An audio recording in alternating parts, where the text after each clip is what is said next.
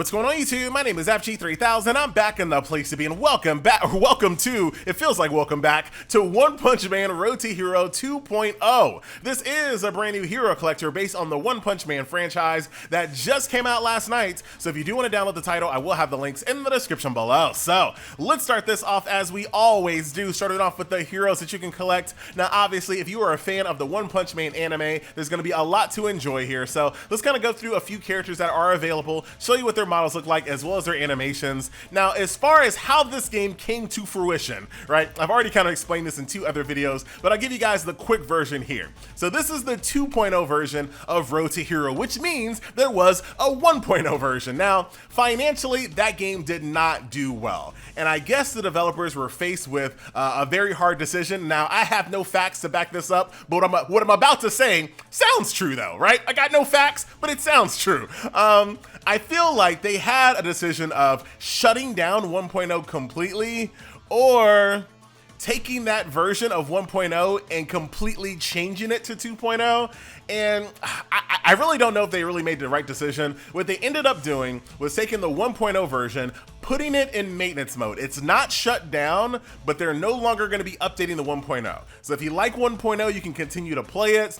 However, all of the future updates are going to be on the 2.0 version. So it's not great all the way around. I mean, do you take the 1.0 version and force everyone to play a 2.0? I don't know. Do you? It's just very, I don't really know what the right answer is, especially when it comes to having to pay for a license. If you pay for the One Punch Man license and you're not doing financially well, that is also really not great as well. So I don't know. So yeah, to be honest, I don't really know what the right course of action was to do. But the reality is the 1.0 version is still online. You can still play it. It will no longer be updated.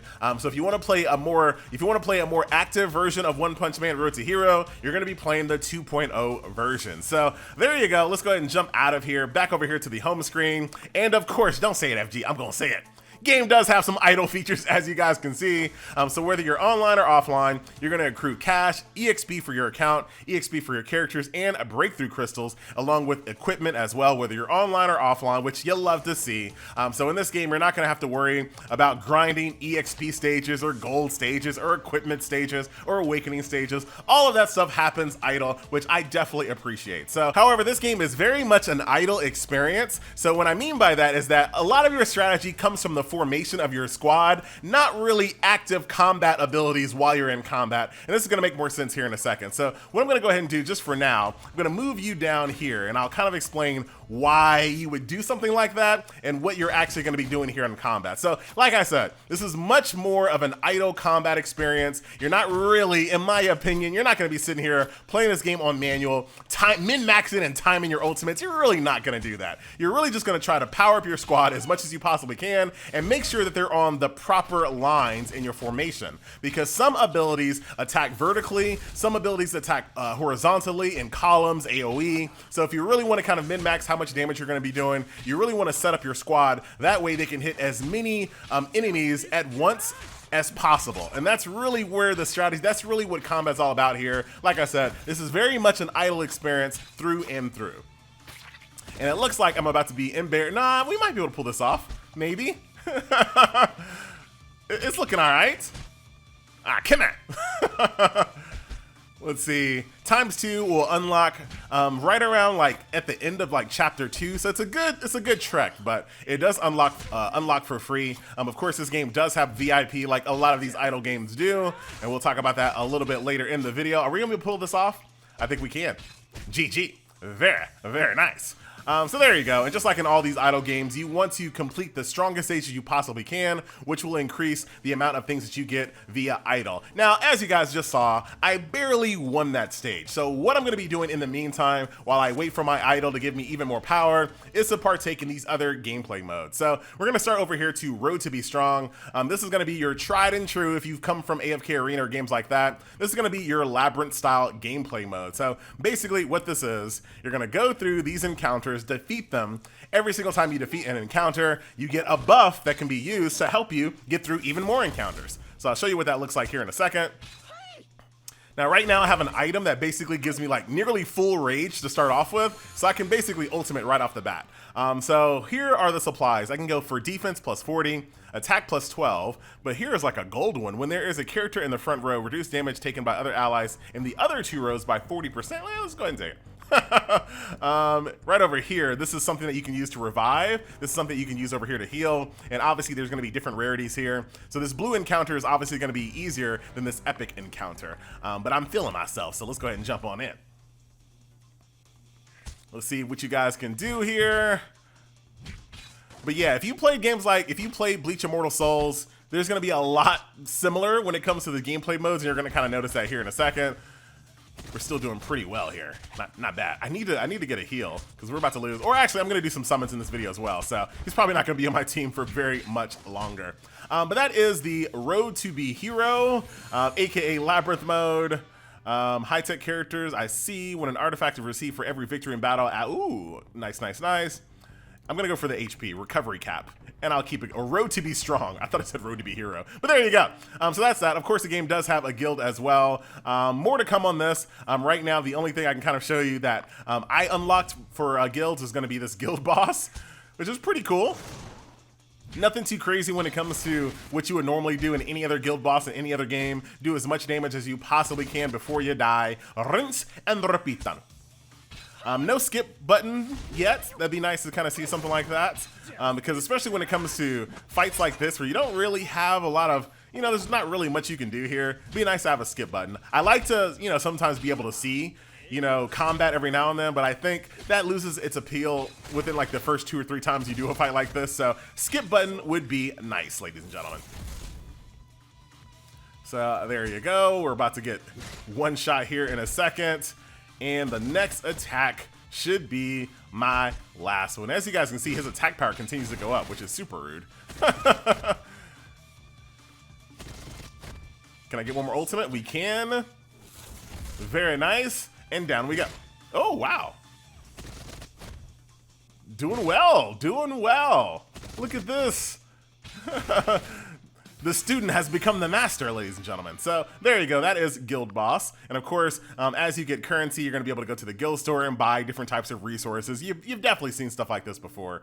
So that's Guild. I don't have Adventure unlocked just yet, so more to come on that. Mission, I'm pretty sure, is your tried and true dispatch mode, where you send your characters out on missions. They come back within about 3, 4, 5 hours, and they bring you back goodies. I'm pretty sure that's what that is. You have your normal Endless Tower mode. Once again, not showing you guys anything you haven't seen before.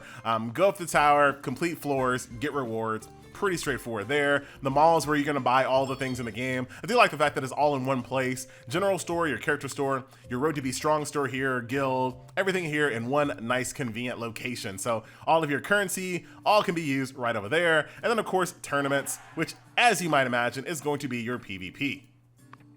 But this will give us another look at some of the other characters in the game as well. As you guys can see, PvP is complete auto. And this is what I was saying, like, when games force PvP to be auto, that just lets me know, that lets me know that the rest of the game is basically just an auto game, right? So I know I said earlier in the game, maybe, just maybe, you might want to min-max manual ultimates. I don't know. If the game shows you that PvP is all auto, that's usually the most, you know, intricate gameplay mode in any of these games. If you're doing that on all auto, you can probably do the rest of the game on all auto. So there you go. Very much an idle experience, as you guys can see. Look at these PlayStation 1 Gran Turismo cutout characters in the background.